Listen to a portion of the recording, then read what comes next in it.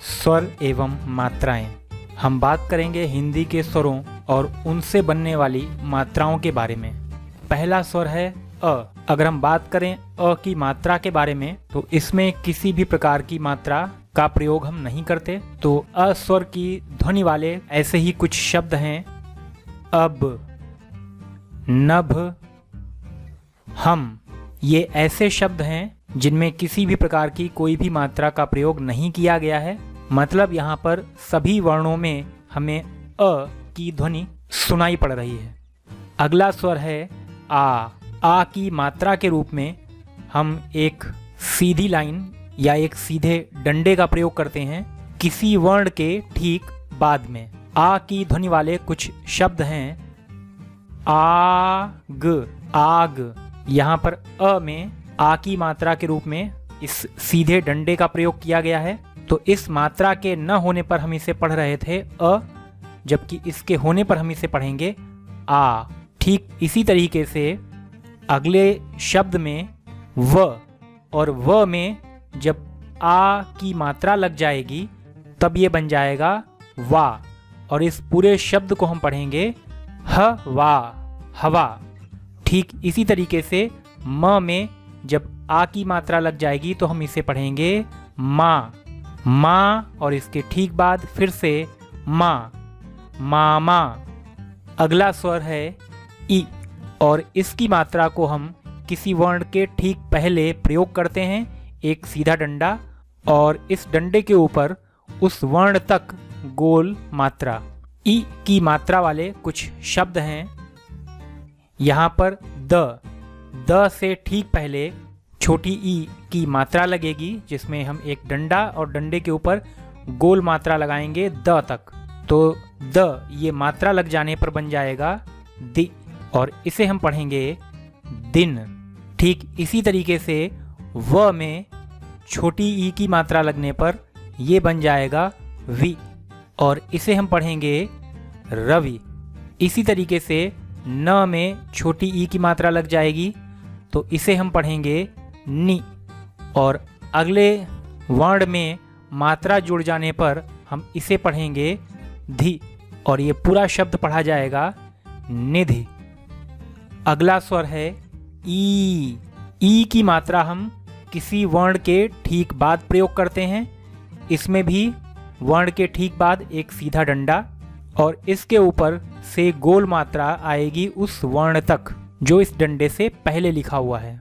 तो ई मात्रा वाले कुछ शब्द हैं स, जिसके ठीक बाद एक डंडे पर गोल मात्रा लगेगी जो स तक आएगी, और इस तरीके से ये पढ़ा जाएगा सी, और इस पूरे शब्द को हम पढ़ेंगे सीख। ठीक इसी तरीके से ल में बड़ी ई की मात्रा लग जाएगी तो इसे पढ़ा जाएगा ली, और पूरे शब्द को हम पढ़ेंगे कली। ऐसे ही च में बड़ी ई की मात्रा लगने पर यह बन जाएगा ची, और न में बड़ी ई की मात्रा लगने पर यह बन जाएगा नी, तो इसे पढ़ेंगे हम चीनी। अगला स्वर है उ, और इसकी मात्रा के तौर पर हम किसी वर्ण के ठीक नीचे उ की मात्रा लगाते हैं गोल करते हुए बाईं तरफ। उ की मात्रा वाले कुछ शब्द हैं स, जिसके नीचे गोल करते हुए ये मात्रा लग जाएगी और इसे पढ़ा जाएगा सु, और पूरा शब्द हम पढ़ेंगे सुख। ठीक इसी तरीके से ध में उ की मात्रा लग जाने पर यह बन जाएगा धु, और पूरे शब्द को पढ़ा जाएगा मधु। ऐसे ही म में उ की मात्रा लगने पर इसे हम पढ़ेंगे मु, और क में उ की मात्रा लग जाने पर इसे हम पढ़ेंगे कु, और पूरे शब्द को पढ़ा जाएगा मुकुट।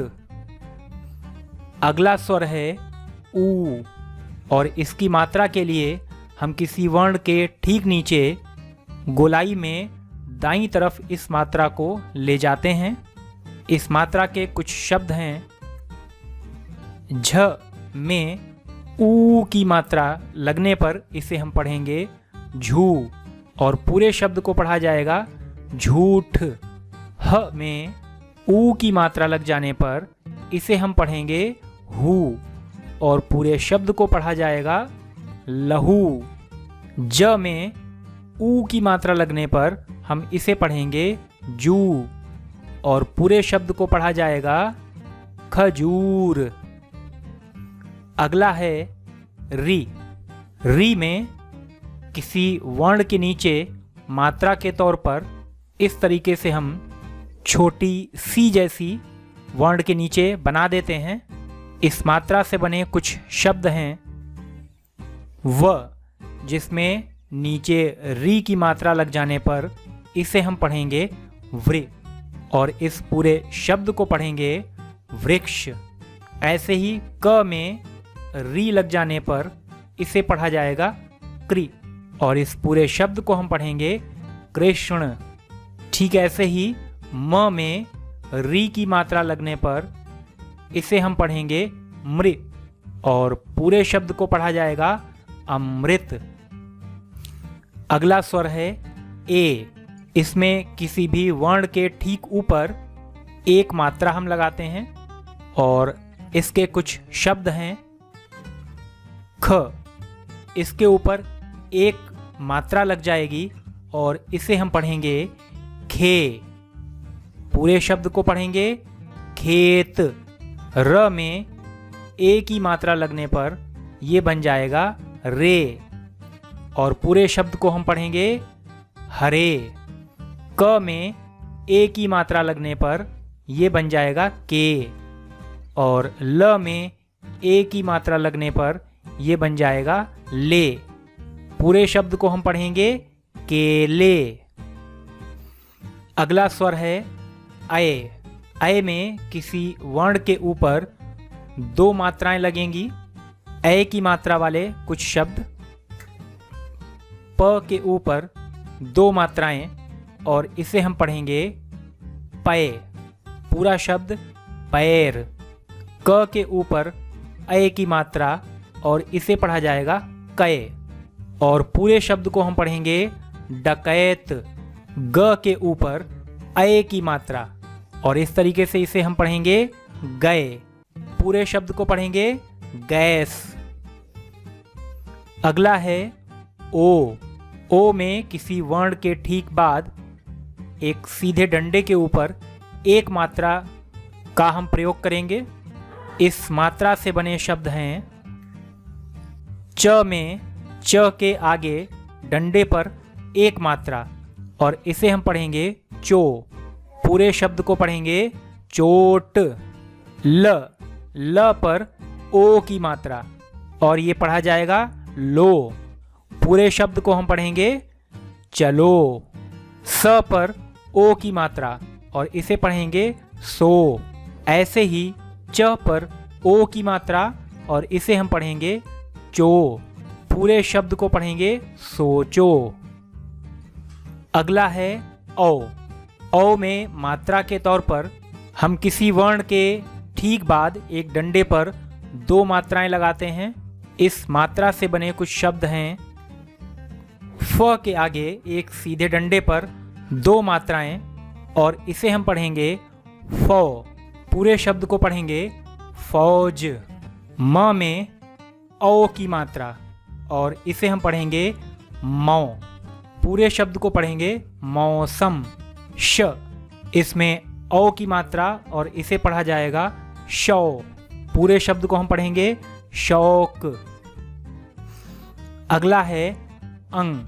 अंग में किसी वर्ण के ऊपर एक बिंदी लगेगी और इसका प्रयोग करने पर हम शब्दों को पढ़ेंगे श के ऊपर अंग की बिंदी लगेगी तो ये बन जाएगा शंख और पूरे शब्द को हम पढ़ेंगे शंख। प के ऊपर अंग की बिंदी और ये बन जाएगा पंख। पूरे शब्द को हम पढ़ेंगे पंख।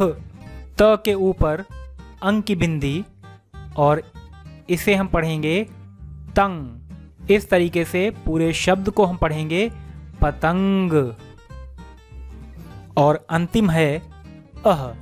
अह में किसी वर्ण के ठीक बाद उसके सामने दो बिंदियों का प्रयोग किया जाता है और इनका प्रयोग करने पर हम शब्दों को पढ़ेंगे छ, जिसके आगे 2 बिंदियां इस तरीके से लग जाएंगी तो ये पढ़ा जाएगा छह। म में अह का प्रयोग और इसे हम पढ़ेंगे मह। पूरे शब्द को हम पढ़ेंगे नमः।